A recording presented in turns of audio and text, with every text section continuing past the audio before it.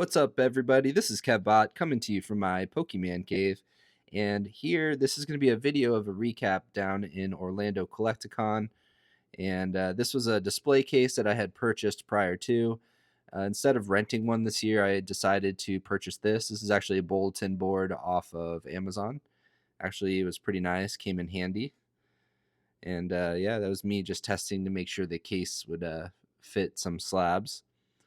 Now, typically, this is the day of. I left at 5:50 in the morning to get there. I live in Jacksonville, Florida, so this is me driving to there. I arrive early in the morning to get set up. Last year I got there the night before, which was a lot nicer because you don't have to worry and stress as much. You just wake up and go. But I did get a PSA submission back the night before. Literally the Friday, the night before, I was waiting for a PSA submission to come in. So it came in, showed up, got ready. As you can see here, Collecticon's always stacked. Got some Funko Pops for my buddy. My buddy's obsessed with some Funko Pops, so I just had to get some clips here of that. And yeah, you can see there's a lot of them out there. But this is prior to. I already got everything set up. Just walking around. There's a bunch of VIPs. You can see these are the signings where everyone's signing. There's already lines forming. Dude, check out this table full of binders. Full of binders. And this is where we were set up right in front of the stage. This is across from us. So, getting hyped up for Collecticon. We got everybody going. And then here we have Jason Page.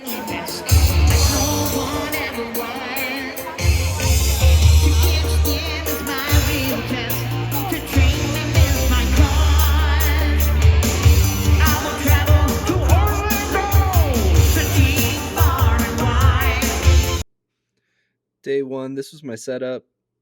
Just going over. You can see this is my buddy Jace here. He's from St. Louis. He came all the way down here to vend with us again. This is his second year doing this together.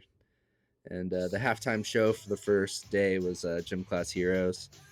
And after the first day, this is just just unwinding. I ended up not going out to dinner. I just was so tired. I just ended up laying down, eating pizza, and just hanging out in the hotel room. My biggest sales for the actual Collecticon, the first one was from this guy on day one. I ended up selling the Evolutions booster box and Cosmic Eclipse booster box for 1,700. So that was a big W. Second day, day two, I ended up selling this PSA 10 Umbreon from Skyridge. Wasn't trying to sell it, but this guy, as you can see, had a wad of money that he was trying to let go. So I couldn't say no. Ended up selling that for 3,600. So as you can see, did pretty well. Just those three items for my cost basis. So ended up having a pretty good Collecticon value-wise, and just trying to clean out that closet so I can get some more space for more PC. I did end up getting that Pikachu Beauty Looking Back promo. As you can see, this is day two. Not as much stuff in my case. This is my buddy Jace. We're just checking out, talking shit, hanging out, getting ready. One of the big fails I had was the trade up challenge I tried to do here. I was trying to do this trade up challenge where essentially, if you trade up one, if you participate in the trade up, it's kind of like a raffle where you get a little piece of paper, write your name on it, and at the end of the day, I was going to do a drawing. So, anybody that participated could potentially get whatever was there at the end of the day. I tried to do that on day two. As you can see, that guy just signed up, but not too many people got it, and it was kind of loud and really close to the stage, so it was kind of hard to hear and try to explain. And unfortunately, it didn't go as well as I had planned, but that's okay.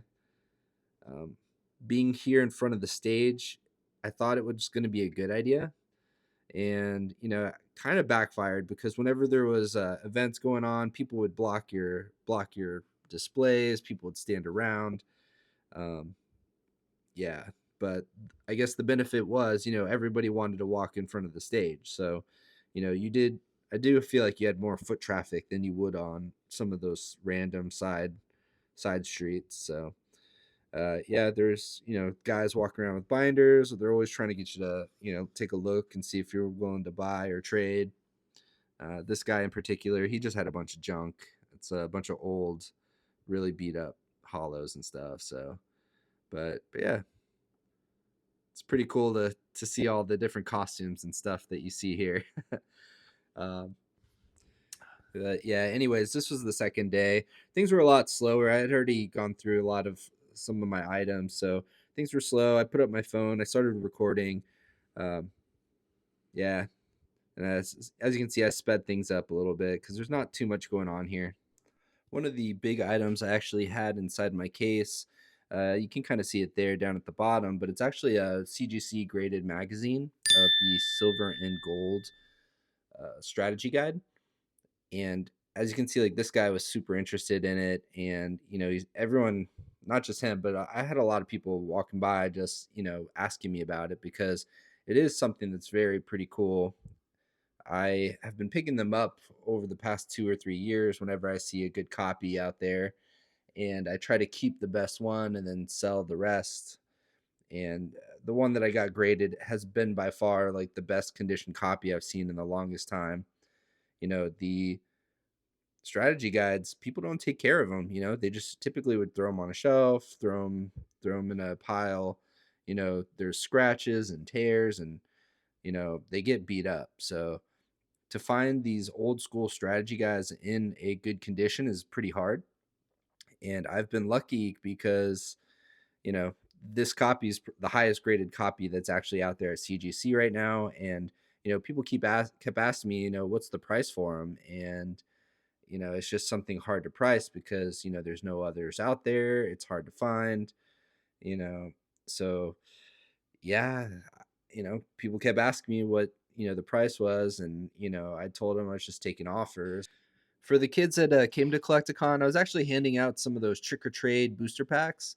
The kids seemed to like it whenever they got some free stuff, and they really cost like practically nothing. So I was handing those all out day one. Day one I ran out. So day two, I had a bunch of those like fake gold metal cards that I had gotten from a person who, I guess they used to have a flea market station. Anyways, I purchased a big collection off them. I had a bunch. I was trying to get rid of them. So, in this video, you'll see I pass them out. You can see here Wolf, Tennis Wolf next to me. He's making a nice deal. I think he just sold a bunch of booster boxes to this guy. It's always good, not having to carry all this stuff home when you're done for the weekend. So I'm pretty sure he was pretty happy with getting a nice price for all this stuff and getting it off his shelf. Super cool dude. First time I've ever met him.